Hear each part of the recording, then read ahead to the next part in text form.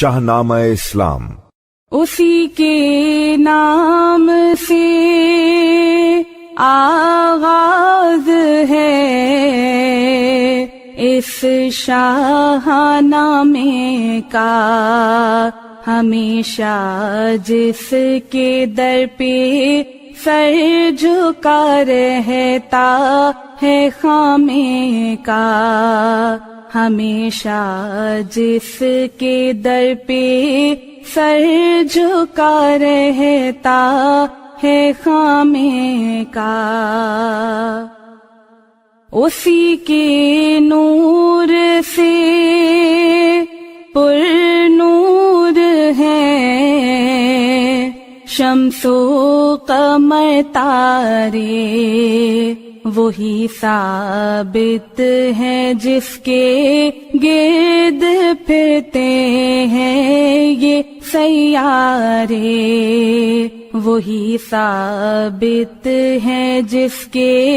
گرد پھرتے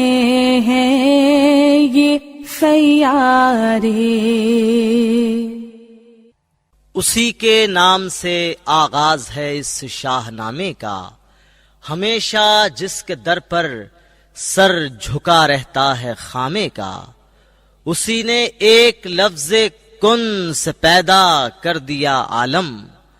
کشاکش کی صدائے ہاؤ ہو سے بھر دیا عالم، نظام آسمانی ہے اسی کی حکمرانی سے، بہار جاویدانی ہے اسی کی حکمرانی سے، زمیں پر جلوہ آرا ہیں مظاہر اس کی قدرت کے، بچھائے ہیں اسی داتا نے دسترخوان نعمت کے، یہ سرد و گرم خشک و تر اجالا اور تاریکی، نظر آتی ہے سب میں شان اسی ایک ذات باری کی، بشر کو فطرت اسلام پر پیدا کیا جس نے، بشر کو فطرت اسلام پر پیدا کیا جس نے،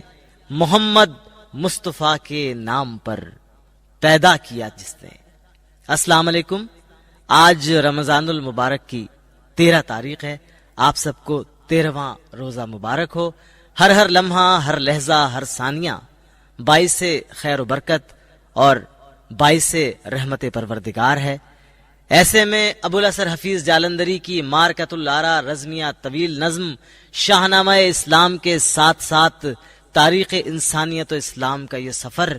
ایک بہت ہی خوشگوار احساس دلوں میں بیدار کرتا ہے، روحوں میں وہی پرانی تڑپ پیدا کرتا ہے، اور وہ جذبہ کہ جس کے مفقود ہو جانے سے آج ہم 1 ارب ہونے کے باوجود خس و خاشاک اور سمندر کے جھاگ سے زیادہ اہمیت نہیں رکھتے، اسی جذبے کو دوبارہ دل میں برماتا ہے، گرماتا ہے، حرارت دیتا ہے۔ کل ہم شاہنامہ اسلام کے ساتھ ساتھ تاریخ کے اس موڑ پر تھے کہ جہاں کفر و اسلام کا پہلا معرکہ رونما ہونے والا تھا۔ یہ وہی مقام تھا، مقام بدر کے، جہاں عریشے پر محسن انسانیت سرکار دو عالم رحمت للعالمین نے اللہ کے حضور گڑ گڑا کے رو کے بچشم تر بر ریش تر یہ دعا کی تھی کہ اگر یہ مٹھی بھر تیرے نام لیوا آج مٹ گئے، آج شکست ان کا مقدر بن گئی، اور آج اگر زمین کی گود نے ان کو اپنی پناہ میں لے لیا تو پھر قیامت تک تیرا ذکر کرنے والا، تیرا نام لینے والا، تیرا پرچم بلند کرنے والا، دعوت حق کی تبلیغ کرنے والا کوئی بھی باقی نہیں رہے گا۔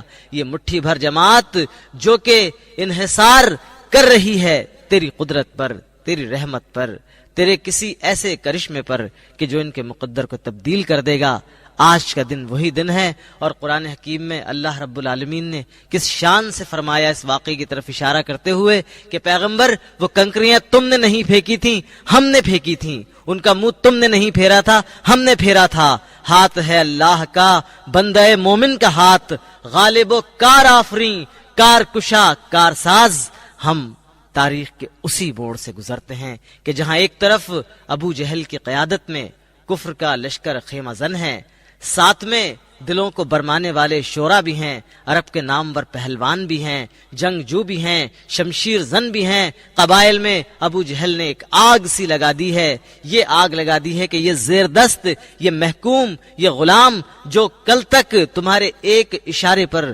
ناچتے تھے، تمہارا ایک اشارہ ان کی زندگی کا اور موت کا فیصلہ کرتا تھا، جو پشتوں پشت سے تمہارے غلام تھے، آج محمد نے انہیں تمہیں مقابل لا کے کھڑا کر دیا ہے۔ آج یثرب کی یہ بستی اگر باقی رہ گئی، اگر آباد رہ گئی، تو مسلمان یہاں جڑ پکڑ جائیں گے، یہاں مضبوط ہو جائیں گے، مستحکم ہو جائیں گے، تمہارے منہ آنے لگیں گے، پھر تمہاری قیادت، تمہاری سیادت، یہ کعبے پر نظر و نیاز کے سلسلے، یہ سب کچھ ختم ہو جائے گا۔ پھر نہ حسب نسب کی برتری رہے گی، نہ تمہارا نام رہے گا، نہ تمہارا قہر رہے گا، نہ تمہارا ستم رہے گا، نہ تمہاری شان رہے گی، نہ تمہاری شوکت رہے گی۔ چلو بڑھ کے ان کو مٹا دیتے ہیں، فنا کر دیتے ہیں، سبق سکھاتے ہیں۔ ہجرت کی وجہ سے ان کی جانیں تو بچ گئی تھیں، مگر ایک بار اٹھو یلغار کرو، ایک بار اٹھو حملہ کرو اور مدینے کی اس بستی کو تہہ تیغ کر دو۔ ایک طرف یہ دلوں میں آگ لگاتی ہوئی تقریریں تھیں، کھنکتی ہوئی شمشیریں تھیں، خنجروں کی تیغ آبداب تھی، اور دوسری جانب ادھر مسلمانوں کی فوجوں کی سرکار دو عالم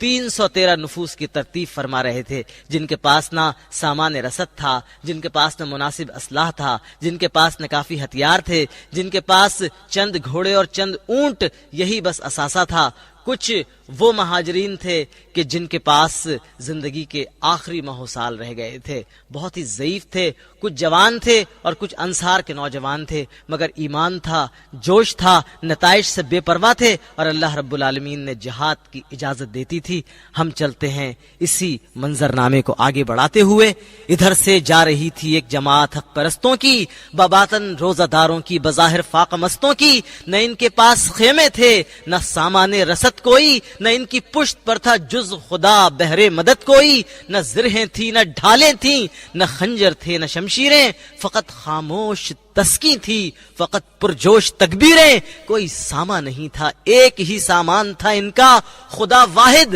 نبی صادق ہے، یہ ایمان تھا ان کا۔ بنا کر اپنے سینوں کی سپر آیات قرآن کو، بظاہر چند تنکے روکنے آئے تھے طوفان کو، انہی کے نور سے ہر سو اجالا ہونے والا تھا، انہی کے دم سے حق کا بول بالا ہونے والا تھا۔ فضائے بدر کو ایک آب بیتی یاد ہے اب تک، یہ وادی نعرے توحید سے آباد ہے اب تک، مہو انجم پہ اس مٹی کے ذرے مسکراتے ہیں، زبان حال سے ماضی کے افسانے سناتے ہیں۔ پلٹ کر اس جگہ شیطان آیا ہی نہیں اب تک، فرشتوں کی زیارت گاہ ہے یہ سرزمین اب تک، یہاں ہر صبح روشن پر توے خورشید ایما سے، یہاں ہر شام رنگین غازے خون شہیداں سے،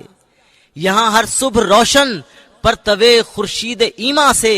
یہاں ہر شام رنگین غازے خون شہیداں سے۔ جو دیکھا اس کی آنکھوں نے وہ کب افلاک نے دیکھا، حق و باطل کا پہلا معرکہ اس خاک نے دیکھا۔ میرے پیش نظر کوئی کہانی ہے نہ قصہ ہے، یہ قرآنی بیاں تاریخ کا زرین حصہ ہے۔ خدا کے بالمقابل جمع کر کے ایک خدائی کو، اٹھے تھے پہلوانان عرب زور آزمائی کو۔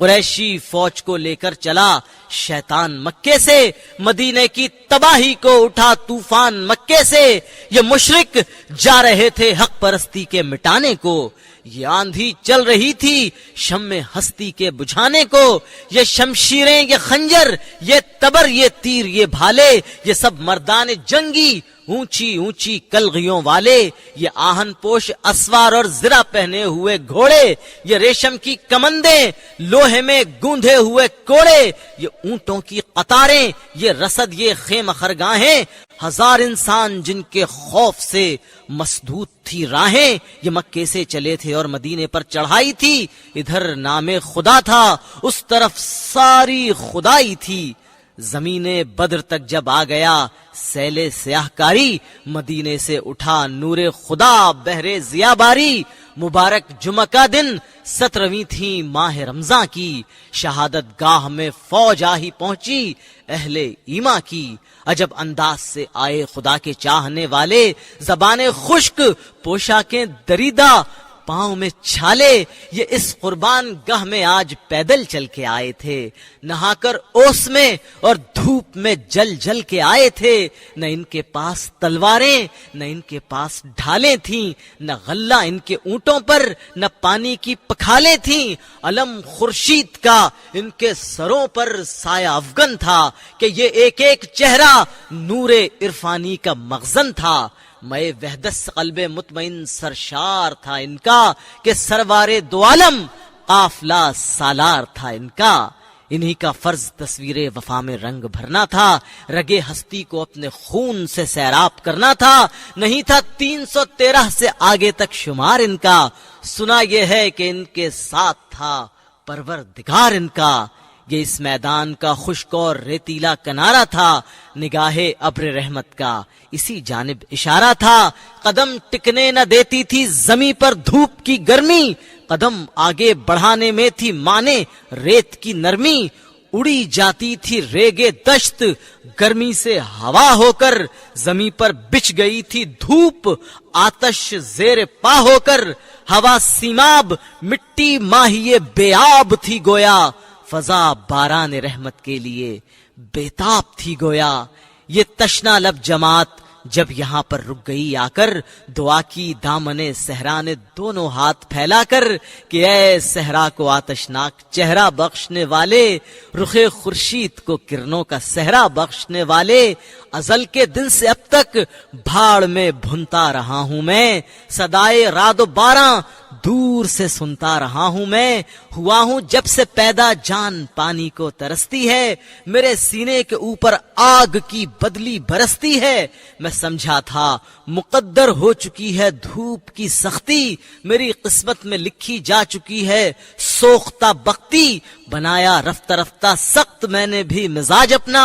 لیا ہر آبلا پاسے زبردستی خراج اپنا۔ خبر کیا تھی الہی ایک دن ایسا بھی آئے گا کہ تیرا ساقی کوثر یہاں تشریف لائے گا، اگر یہ بات پہلے سے مجھے معلوم ہو جاتی میرے دل کی کدورت خود بخود معدوم ہو جاتی۔ خبر کیا تھی یہاں تیرے نمازی آ کے ٹھہریں گے، شہید آرام فرمائیں گے، غازی آ کے ٹھہریں گے، خبر کیا تھی ملے گی یہ سعادت میرے دامن کو، بنایا جائے گا فرش عبادت میرے دامن کو، خبر ہوتی تو میں شبنم کے قطرے جمع کر رکھتا، چھپا کر ایک گوشے میں مصفا حوض بھر رکھتا، وہ پانی ان مقدس مہمانوں کو پلا دیتا، میں اپنی تشنگی دیدار حضرت سے بجھا لیتا، میرے سر پر سے گزرا نوح کے طوفان کا پانی، تاسف ہے کہ مجھ سے ہو گئی اس وقت نادانی، اگر کرتا میں اس پانی کی تھوڑی سی نگہداری تو ہو جاتا میری آنکھوں سے چشموں کی طرح جاری،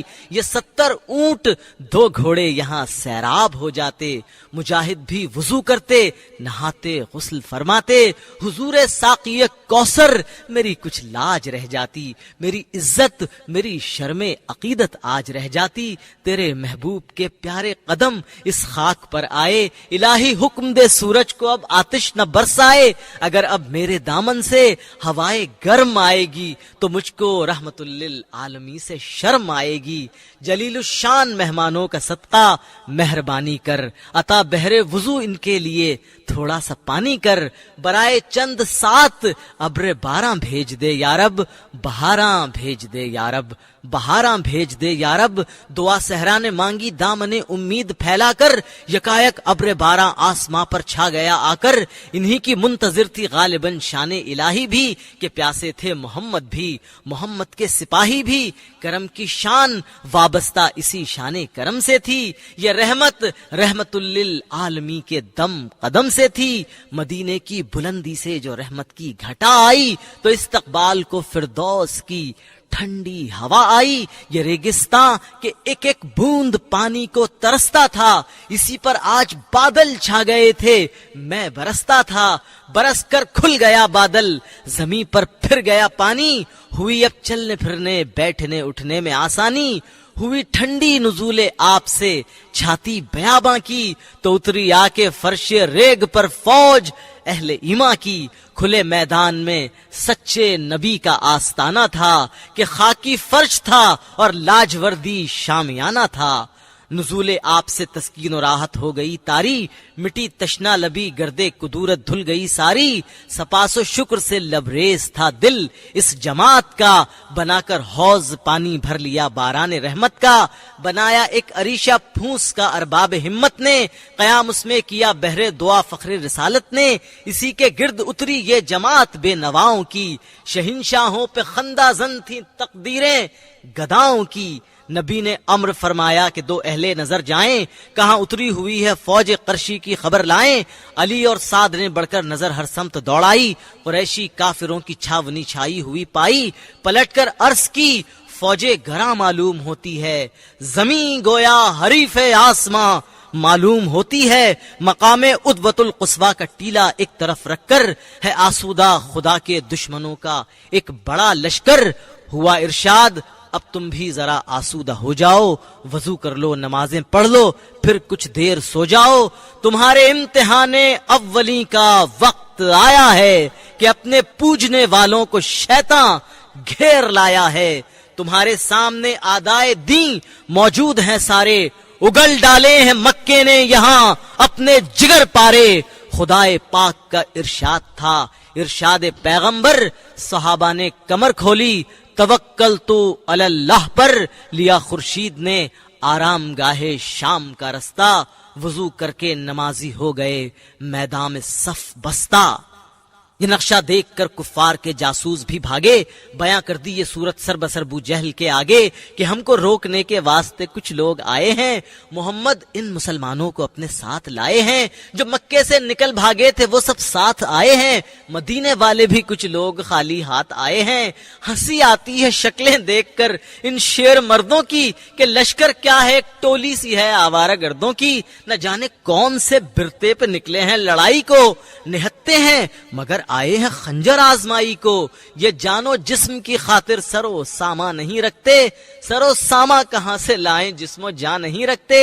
ہمارے رحم پر موقوف ہے مرگ و حیات ان کی، فقط 200-300 افراد ہے کل کائنات ان کی۔ بیاں جب کر چکے جاسوس اہل اللہ کی حالت، خوشی سے کھلکھلا کر ہنس پڑا ابو جہل بدقسمت، کہا خود سید چل کر آ گیا سیاد کے آگے، چلی آئی ہیں کھچ کر گردنیں جلات کے آگے، بڑے بت نے کرشمہ اپنی قدرت کا دکھایا ہے، محمد اور اس کے ساتھیوں کو گھیر لایا ہے، یہ کہہ کر خیمے خیمے کو دیا پیغام تیاری کہ پورا ہو چلا ہے بھیڑیوں ارمان خونخاری، سنانوں کو زبانوں سے زیادہ تیز کر رکھو، نگاہوں کی طرح تیروں کو زہرآمیز کر رکھو، خوشی کی رات کاٹو آج اپنے اپنے ڈیرے میں، کریں گے حملہ اٹھ کر صبح کاذب کے اندھیرے میں، کیا خورشید نے مغرب کے گھر ساما بسیرے کا، بساط عرض پر قائم ہوا پہرا اندھیرے کا، سکوت مرگ نے شب خون مارا فوج ہستی پر، سپاہ خواب قابض ہو گئی آنکھوں کی بستی پر، فضا ہنگامہ و شور و فغاں سے ہو گئی خالی، فلک پر لشکر سیار گانے چھاونی ڈالی، افق سے چاند مشل لے کے نکلا دید بانی کو، اڑا دی چاندنی نے چادریں خاک اور پانی کو، ارادے ساتھ لے کر سو گیا انسان کا لشکر، ادھر شیطان کا لشکر ادھر رحمان کا لشکر، وہاں عیش و طرب نے کر دیے افلاک پر بستر، یہاں ان خاک ساروں نے جمائے خاک پر بستر، وہاں لہم شتر بھی کشتی مے کی روانی بھی، برائے ساقی کوثر یہاں کمیاب پانی بھی، وہاں خونخوار تلواروں نے دھاریں سان پر رکھیں، نہتوں نے یہاں آنکھیں فقط ایمان پر رکھیں، وہاں چنگو دفو رقص اور نغمے کی طرب کوشی، یہاں ذکر خدا دل میں لبوں پر مہر خاموشی، وہاں بھوکی نگاہیں باوجود فارغ البالی، یہاں آنکھوں میں استغنا مگر جیب شکم خالی، وہاں بو جہل محو استراحت خواب غفلت میں، یہاں اللہ کا محبوب محراب عبادت میں، سلا کر پہلوؤں میں سب کو سوئی بدر کی وادی، نہ تھا بیدار کوئی ہاں مگر اسلام کا ہادی یہی سر تھا کہ سجدہ ریز تھا درگاہ باری میں، یہی روشن جبیں مصروف تھی طاعت گزاری میں، یہ پر انوار آنکھیں اشک کی لڑیاں پروتی تھیں، خدا کے سامنے خلق خدا کے غم میں روتی تھیں، اسی پر منحصر تھی گلشن ہستی کی شادابی، یہ قلب مطمئن تھا اور دنیا بھر کی بےتابی، پڑے تھے ایک طرف افراد امت خواب راحت میں، محمد کی زباں وقف دعا تھی فکر امت میں، ابھی روئے زمیں پر صبح کاذب کا دھندلکا تھا، اندھیرا گہرا گہرا تھا، اجالا ہلکا ہلکا تھا، نہ کی تھی شاہ خاور نے ابھی اٹھنے کی تیاری، ابھی تھا آسماں پر ماہ و انجم کا سفر جاری، ابھی ذروں نے سطح ریگ پر آنکھیں نہ کھولی تھیں، ابھی بلبل نہ چہکی تھی، ابھی چڑیاں نہ بولی تھیں، اچانک سینہ شیطان میں ابھرے ولولے دل کے، اٹھے تصویر کے تاریخ رخ پر نقش باطل کے، اٹھا ابو جہل کی صورت میں خونی رنگ کا فتنہ، اسی کے بخت خفتہ نے جگایا جنگ کا فتنہ، اٹھے گمراہ بندے بہر تدبیر خداوندی، لگی ہونے قریشی خان وادے میں کمر بندی، ابو سفیان بھی اب آ چکا تھا ساتھ شامل تھا، مگر ابو جہل ہی اس قوم میں فرعون کامل تھا، بزرگی کے سبب سب کا سپاہ سالار تھا اتبا، کہ غیرت دار تھا زردار تھا سردار تھا اتبا، اگرچہ روکتا تھا اس لڑائی سے ضمیر اس کو، مگر ہٹنے نہ دیتا تھا ابو جہل شریر اس کو، حکیم ابن حزام اس فوج میں ایک مرد دانا تھا، کہ اس کی دور اندیشی کا قائل ایک زمانہ تھا، سراسر ظلم و خون ریزی سے اس کو کچھ ہراس آیا، اندھیرے منہ اٹھا یہ نیک دل اتبا کے پاس آیا، کہا اے اتبا اے سردار قوم اے فوج کے افسر، قریشی خان وادے میں نہیں تجھ سے کوئی برتر، اگر چاہے تو اعزاز دوامی تجھ کو مل جائے، ازل کی اور ابد کی نیک نامی تجھ کو مل جائے، محمد کو اوائل عمر ہی سے جانتے ہیں ہم، وہ سچا ہے دیانت دار ہے یہ مانتے ہیں ہم، ہمارے دین و مذہب سے ہے بے شک اختلاف اس کو، تو کیا اتنی خطا ہم کر نہیں سکتے معاف اس کو، محمد میں بھی عبد المطلب کا خون ہے آخر، قریشی اور آل ہاشم ایک ہی مضمون ہے آخر، علی حمزہ عمر ابو بکر یہ سب اپنے بھائی ہیں، انہی سے جنگ ہے یہ سب محمد کے فدائی ہیں، ذرا سوچو جو ان کے قتل کرنے کا نتیجہ ہے، کوئی امو کوئی بھائی کوئی بیٹا بھتیجا ہے، وہ خود اپنے وطن سے دور ہیں، اتنا ہی کافی ہے، غریب و مفلس و مجبور ہیں، اتنا ہی کافی ہے، یہ خونریزی مجھے بے حد بری معلوم ہوتی ہے، عزیزوں ہی کی گردن پر چھری معلوم ہوتی ہے، اگر میرا کہا مانو تو خونریزی سے باز آؤ، تحمل کی دکھاؤ شان، اس تیزی سے باز آؤ، اٹھو تیار ہو چڑھتی ہوئی اس موج کو روکو، سپاہ سالار ہو بڑھتی ہوئی اس فوج کو روکو، تمہارے ہاتھ سے یہ کام سر انجام ہو جائے تو گویا رہتی دنیا تک تمہارا نام ہو جائے، کہا اتبا نے ہاں اے مرد دانا سچ کہا تو نے، بظاہر میرے دل کا حال ظاہر کر دیا تو نے، مگر بے قتل و غارت فوج والے اب نہ مانیں گے، یہ بھالے برچھیاں بے دیکھے بھالے اب نہ مانیں گے، اگر یہ مان بھی لیں صلح پر تیار ہو جائیں، یہ زور آور یکایک صاحب ایثار ہو جائیں، تو پھر بھی صلح اے مرد معمر غیر ممکن ہے، کسی صورت نہیں ممکن، سراسر غیر ممکن ہے، ہمارے دوست کی فطرت سے تو اے دوست واقف ہے، ابو جہل اس طریقے کار کا قطن مخالف ہے، میں دعوے سے یہ کہہ سکتا ہوں وہ ہرگز نہ مانے گا، ہمیں نادان سمجھے گا، ہمیں نامرد جانے گا، اگر تم چاہتے ہو صلح اس کو راہ پر لاؤ، میری جانب سے دو پیغام خود بھی جا کے سمجھاؤ۔ شاہنامہ اسلام تاریخ کے ایک بڑے سنسنی خیز موڑ سے گزر رہا ہے کہ جب دونوں فوجیں سفارہ ہو چکی ہیں، اور مسلمانوں کی فوج کیا ہے 313 نہتے افراد کا ایک لشکر ہے، جن کے پاس کل 2 عدد گھوڑے اور 70 اونٹ ہیں، اس پر 313 افراد ان کے ساتھ ہیں، ان میں سے بھی اکثر ناتجربے کار نوجوان ہیں جنہوں نے کسی جنگ میں کسی محاذ میں کبھی کوئی حصہ نہیں لیا ہے، اور ان کے ساتھ وہ جذباتی انصاری نوجوان ہیں کہ جو رسول اللہ کو دیکھ کر جیتے ہیں، رسول اللہ کی آنکھوں سے جن کو محبت کا پیغام ملتا ہے، جو دیوانے ہیں، جو پروانے ہیں، جو شمع رسالت کے گرد ہر دم طواف کرنے والے ہیں۔ حضرت حمزہ جیسے ضعیف العمر لوگ بھی ہیں جو شہزور تو ہیں، پہلوان تو ہیں، شاہ سوار تو ہیں، مگر نوجوانی یا جوانی کے حصے میں نہیں ہیں۔ حضرت علی جیسے نوجوان بھی ہیں جو پہلی مرتبہ کسی بڑے معرکے میں حصہ لینے کے لیے آئے ہیں۔ ادھر یہ سب کچھ ہے، ادھر ابو جہل ہے ایک لشکر جرار کے ساتھ 1150 تند خو پہلوانوں، شہزوروں، شاہ سواروں کے ساتھ فوج کا سالار ادبا ہے۔ یہ وہی ادبا ہے جو کہ ہند کا باپ ہے، یہ وہی ادبا ہے کہ جو سالار لشکر ہے، یہ وہی ادبا ہے کہ جو ابو جہل اور سرداران قریش کے کہنے پر حضور پاک صلی اللہ علیہ وسلم کو سمجھانے کے لیے آیا تھا کہ محمد اگر تم چاہتے ہو تو عرب کی دولت تمہیں دے دیں، حکومت تمہیں دے دیں، حسین ترین عورت تمہیں دے دیں، اور اگر ان 3 باتوں کے علاوہ کوئی اور بات نہیں ہے تو پھر تم جو تبلیغ کر رہے ہو اور دعوت دے رہے ہو اور مشکلات برداشت کر رہے ہو تم کسی مرض میں مبتلا ہو، کیونکہ کوئی ہوش مند آدمی یہ نہیں کر سکتا۔ ان سب کے جواب میں سرکار دو عالم نے اس کو آیات قرآنی سنائی تھیں۔ اتبا کانپنے لگا تھا، دانشور تھا، عقل مند تھا، پڑھا لکھا تھا، بہت تجربے کار تھا، اس کے باوجود کانپنے لگا کہ بس ہے محمد، بس مجھے ہلاکت میں نہ ڈالو۔ اور اس نے جا کے ابو جہل اور سرداروں سے کہا تھا کہ محمد کو مت روکو،